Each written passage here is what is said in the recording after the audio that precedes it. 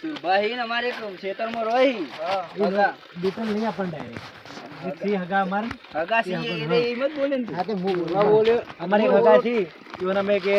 બતાઈએ જો તમને મેળ આવે તો છોકરો જો આમ તો હારો જ છે બધી રીતે પણ તો એ તમારા મનમાં બેહાત નહીં તમારે જોવાનું બગા પાણી નહીં બોલવું નોર્મલી બોલ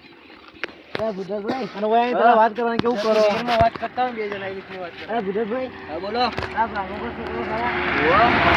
મારી હગાઈ ઢીલો નહીં છોકરા હજી ઢીલો બોલે એ તો ભાઈ ઓને કે વાતો કરે એટલે આ ચહેરા ઉપર બધા ડર છોકરો ખરો